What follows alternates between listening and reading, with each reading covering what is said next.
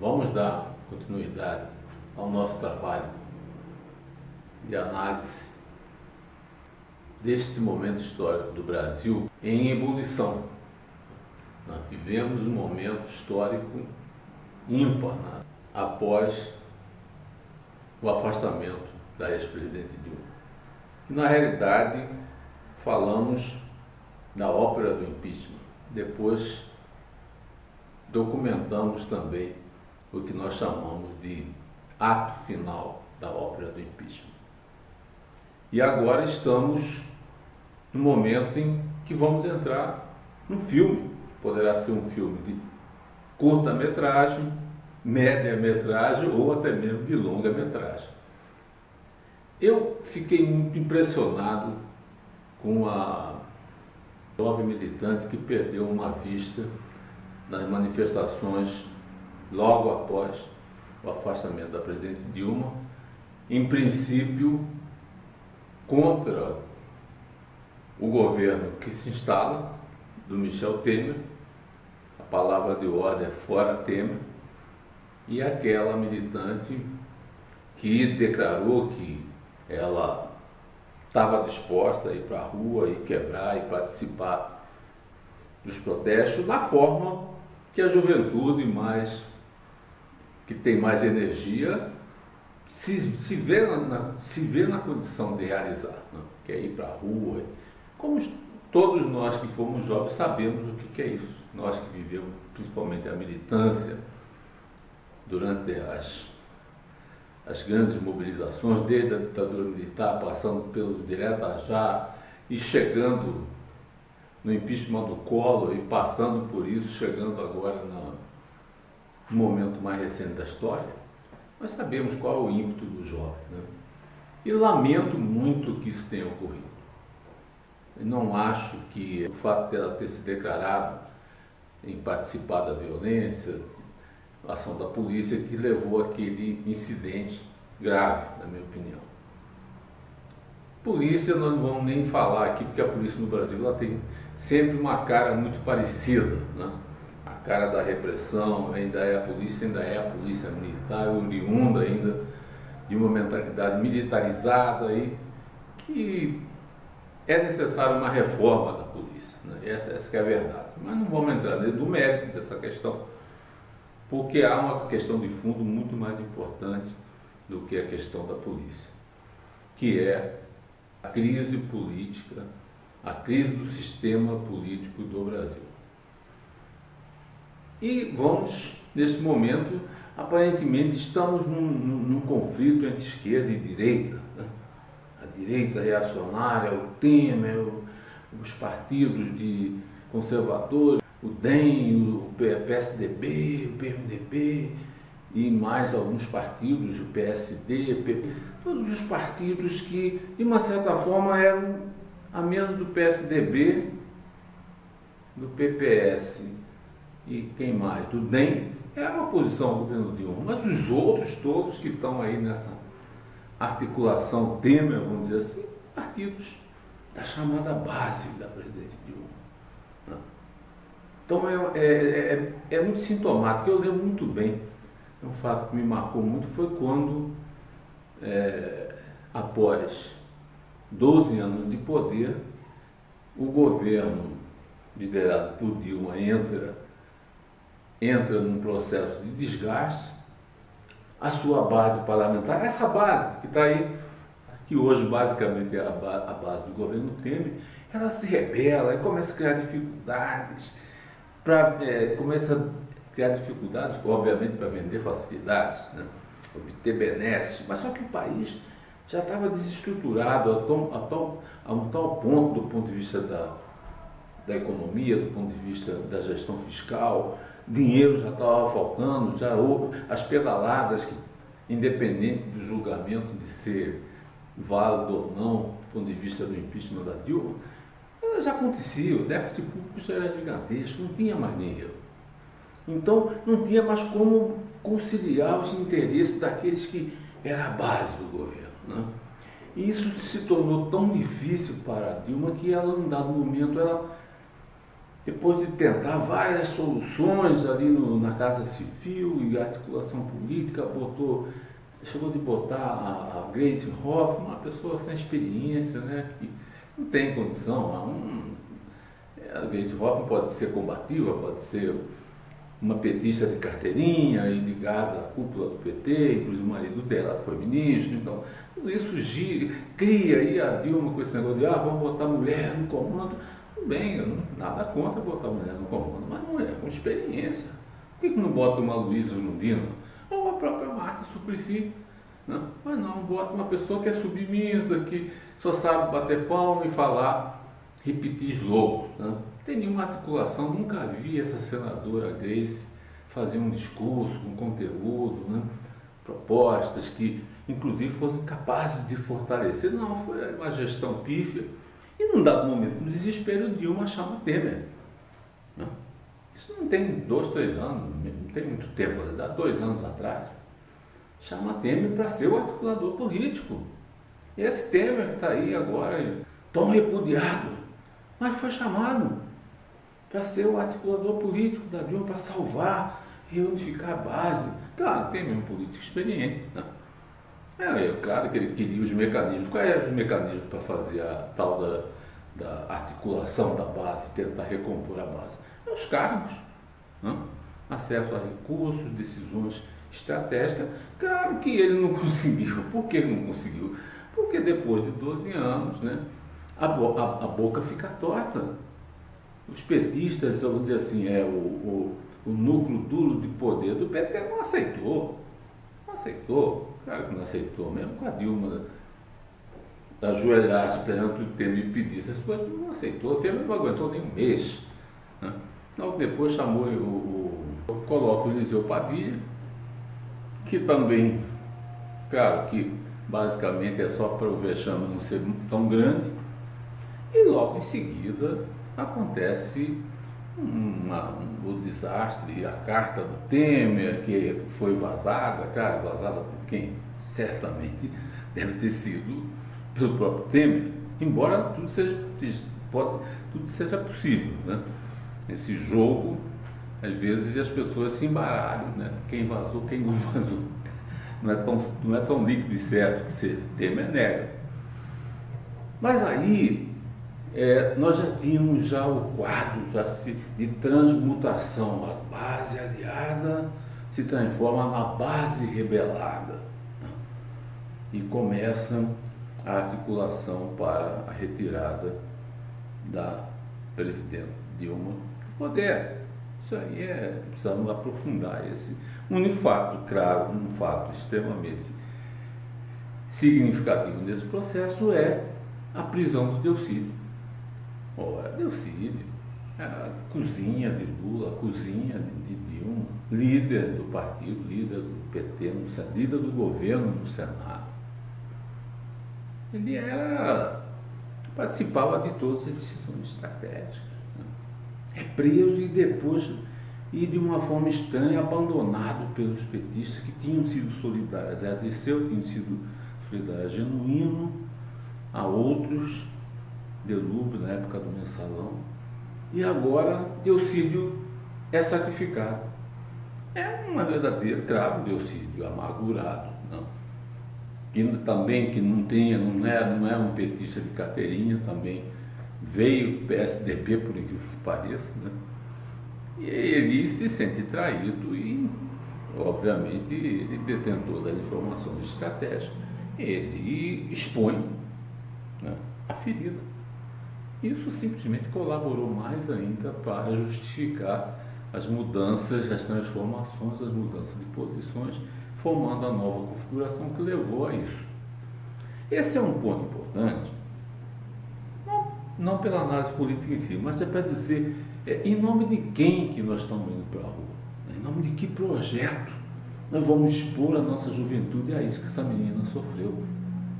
As lideranças, os que têm mais idade, como eu, a senhora Dilma, o senhor Lula, as lideranças dos movimentos sociais que têm mais experiência política, vamos jogar essa juventude agora num confronto, correndo o risco de sofrer esse tipo de violência. Uma coisa é quando nós lutávamos contra a ditadura militar. Ali não tinha um governo, né, pretensamente democrático, mesmo que alguns digam que esse é o governo de direita, governo reacionário, mas na ditadura militar era outra coisa. A opção lá, lembro muito bem, eu era muito jovem, tinha 16 anos, né, era que quem vai para a luta armada e quem vai permanecer na luta democrática, né, usando os mecanismos de protesto, sindicais, etc. Uns optaram pela luta armada, inclusive a Dilma. Outros optaram por fazer a luta democrática, né, dentro do campo democrático, sem o uso da violência. Obviamente, nós sabemos que, né, o movimento pela luta armada, a resistência armada, ela foi derrotada. Claro, era quase impossível você vencer um exército articulado, armado, através de um movimento guerreiro que não foi planejado. Ele veio voluntariamente, ainda dentro de uma divisão das forças de esquerda, né? Mas, de qualquer jeito, ali era um bom combate, ali era olho no olho, e era olho por olho, dente por dente, né? Muitos foram torturados, presos. Por outro lado também houveram militares que foram mortos, houve assaltos, houve sequestro, era o que hoje a criminalidade faz, o crime organizado faz, né? É semelhante, né? Lembro muito bem, eu estava no Mato Grosso, eu era líder aqui no nosso diretório acadêmico da Universidade Federal. Aqui, Mato Grosso sempre foi uma terra meio de ninguém. Bandido não vinha para cá porque sabia que o destino dele poderia ser jogado lá, aqui na barreira do inferno, aqui em Chapada dos Guimarães. Bandido tinha temor de vir para cá, mas naquela época não existia essa sofisticação de hoje, né? Com PCC, com Comando Vermelho, que é uma outra visão. Bandido já vem para cá hoje, que você sabe que aqui ele vai encontrar. O crime organizado ampliou o seu poder, né, de organização, e hoje ele tem abrigo, mas hoje em dia a luta é mais ferrenha, não é como no nosso tempo. Qualquer ação mais ostensiva em uma cidade relativamente pequena, você era identificado e preso, né? Aí caminhamos para a redemocratização, caminhamos para a direta já com Dante de Oliveira, né? Fazendo a proposta das diretas já, que perdeu na Câmara dos Deputados, né? Mas de qualquer jeito ocorreu a transição, e aí obviamente Sarney, após a morte de Tancredo, assumiu o poder. É uma transição que chega até a Constituição de 88, período de relativa calmaria, e fomos e propusemos muita coisa ali dentro da nossa militância, existia já a luta sindical, né? E aí tem um marco interessante.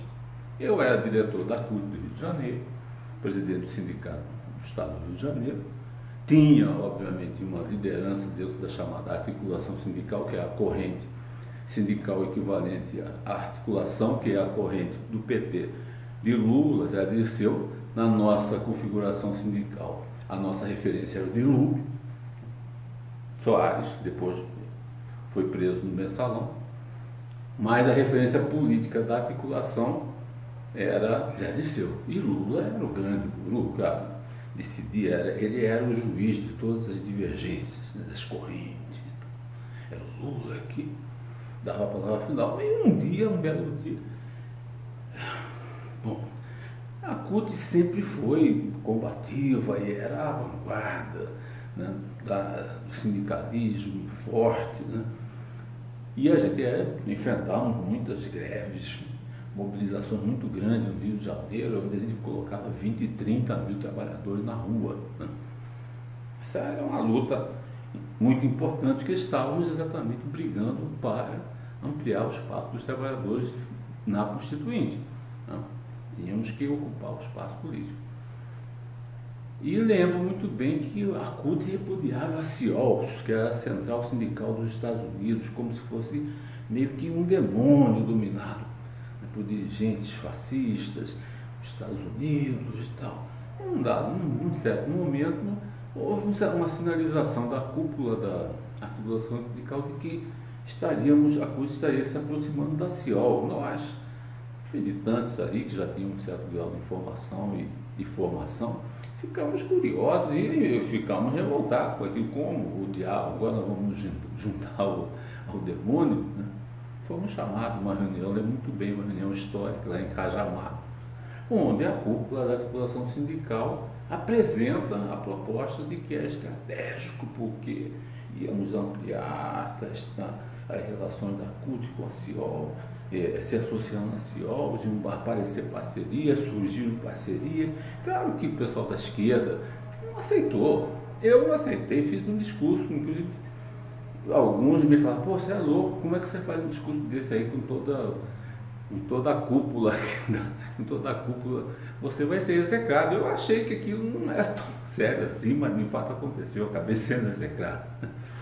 E a CUT se filia a CIOL, um sinal claro de que essa questão da ética, como é que depois vê o PT se associa com o PMDB, Lula simbolicamente vai fazer uma aliança com o Maluf, publicamente, sabe, uma coisa assim, meio, mostra toda essa ginástica, né, de construção do poder, mas o poder para quê? Essa é a grande questão. Aí entra toda essa componente, independente de querermos, não queremos aqui crucificar o PT, mas o problema é que o nível de escândalo que se chegou com a prisão de Zé Disseu, prisão de Vacário, agora Delcídio, embora não seja petista de carteirinha, mas próprio Delúbio e outros que eu nem vou entrar aqui, mas é uma coisa muito grande. Vários deputados foram flagrados em pleno delito. Então, o câncer do poder, né, ele é aquela história, o poder ele é realmente uma questão muito séria, do ponto de vista da sua capacidade de cegar os detentores do poder. As pessoas acham que depois de um certo ponto, depois de um certo limite, que tudo se justifica e constrói-se um discurso, né? E os opositores, quem pensa diferente, passa a ser considerado inimigo, que é reacionário, que é contra os trabalhadores, que é contra a classe pobre, que é contra o Bolsa Família. Você não pode criticar, naquela época não podia falar do Bolsa Família, era uma heresia, né? E hoje nós estamos vendo o Bolsa Família e como é que existiam manipulações, às vezes não diretamente pelos altos dirigentes de Brasília, mas era um prefeito aqui, um outro ali, né? Agora não se sabia do potencial de socorrer, poderia ter se evitado isso com um projeto mais consistente e mais bem elaborado, né? Assim como vários outros projetos aí, Belo Monte, uma usina que foi construída lá no meio do Pará, do Rio, eu estive lá no Rio Xingu, usina de 11 mil megawatts que vai gerar 3, 4 mil megawatts. Isso foi para a empreiteira, todo mundo sabe disso, né? Por quê? Pegou dinheiro do BNDES, pegou dinheiro das fundações, botou lá, né? Pagou a obra, o empreiteiro ganhou dinheiro, mobilizou seus equipamentos. Esses empreiteiros, esses construtores não estão preocupados que a usina vai gerar energia de uma forma eficiente. Isso vai ficar para a Eletronorte, isso vai ficar para a Furnas, assim as outras usinas a mesma coisa, essas maiores recentes. Montava-se um consórcio, cara, a construtora, as empreiteiras, não interessa se vai ser a fio d'água ou se vai ter barragem. Então, não, nós estamos trabalhando agora a favor do meio ambiente, vai ser usina a fio d'água, não vai ter mais grandes inundações. O empreiteiro não interessa, o empreiteiro é qual o volume de concreto e ferro que ele vai mobilizar, quantas máquinas ele vai botar, quantos empregados ele vai botar lá para trabalhar, para ganhar o seu dinheiro, e o dinheiro vai ser o mesmo, tanto faz ser fio d'água como se outros for uma barragem com reservatório. E outros erros, esse projeto do Rio São Francisco vai, né? Lideranças do Nordeste, professores credenciados, alertar, olha, primeiro temos que cuidar de revitalizar o Rio São Francisco, né? Para depois pensar, e a vazão inicial está 125 metros cúbicos por segundo, e a vazão agora que vai ser, que está sendo licenciada Pelo IBAMA é 25, 26, algo assim. Né? Por que isso? Né? O máximo poderá chegar a 125, mas sabemos que nunca vai chegar. Né? Na situação que está, o nível de Sobradinho lá embaixo. Agora choveu, melhorou um pouquinho, mas já está quase igual ao ano passado. Como é que isso? Eu não sei, não... Muitas coisas foram feitas erradas. Tudo isso em nome de uma, sabe, de uma pressa. É a velha história, o poder cega. E as decisões são tomadas de uma forma precária, né? Por poucas pessoas, e muitas delas sem a devida competência para tomar, porque foram alçados ao poder pelos arranjos políticos do tal presidencialismo de coalizão. É uma caixa, é uma coxa de retalho, porque o partido PMDB puxa de um lado, o PRB puxa de um lado, o PR puxa do outro lado, o PSD puxa do lado, faz uma aliança com o Kassab, que hoje liderou a deposição de Dilma, né? Ocupa o ministério do governo Temer. Peraí, agora nossa juventude vai para a rua para dizer fora Temer, peraí, vamos arrumar uma outra coisa melhor para a nossa juventude ir para a rua. De repente, novas eleições sim, mas novas eleições agora é inviável, né? Quase é impossível fazer um negócio desse. Por quê? O sistema institucionalizado ainda é Câmara dos Deputados, Senado Federal, Supremo Tribunal, né?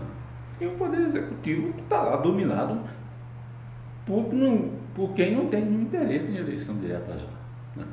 Eleição direta já era naquele tempo, quando nós estávamos combatendo a ditadura militar frente a frente. Era uma transição entre uma ditadura e a democracia. Agora é um negócio meio confuso, é um imbróglio. Tanto é verdade que o Supremo Tribunal vai decidir agora se Dilma tinha ou não tinha direito, tinha ou não os seus direitos cassados. Né? Então é muito relativo, é muito perigoso a gente gastar energia num fora Temer, ou fora A, ou fora B.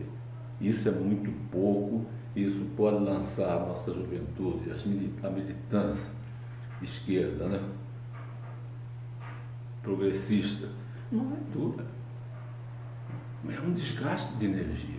Então é necessário construir, então, existe esquerda, existe direita. Eu não tenho ilusão quanto a isso. A história de que não, acabou a esquerda, não. Algumas coisas a direita faz bem, algumas coisas a esquerda faz bem, algumas coisas a direita faz mal, algumas coisas a esquerda faz mal. Está aí o caso de Dilma para mostrar. Né? E algumas coisas o centro faz bem, e às vezes o centro consegue ser essa massa. Mas é necessário mudar o nosso sistema político. A bandeira é essa, é a reforma política. Nós temos que debater o que nós queremos para esse país. Né? Eu tiro o Temer, e aí, o que eu vou fazer no dia seguinte? Quem eu vou botar lá no lugar do Temer? Se não tem novas eleições? E mesmo que se tiver nova eleição com esse sistema político que está aí, o que vai sair dessa nova eleição? Quem é? De repente ganha o Bolsonaro. Ué, se nós aceitamos essa regra do jogo, de repente ganha um outro qualquer aí, como ganhou o Collor, né? Então é necessário, nesse filme agora que, na minha opinião, deve ser um filme de média metragem, nem de curta, nem de longa, mas com objetivos claros, com bandeiras claras em cima, principalmente da reforma do sistema político, que é exatamente o grande causador do câncer que vem afundando esse país. E se não cuidarmos desse sistema e a gente não se unir para mudar de fato esse sistema e ficar somente em bandeiras momentâneas, de muda, tira fulano, bota cicrano, o país pode afundar.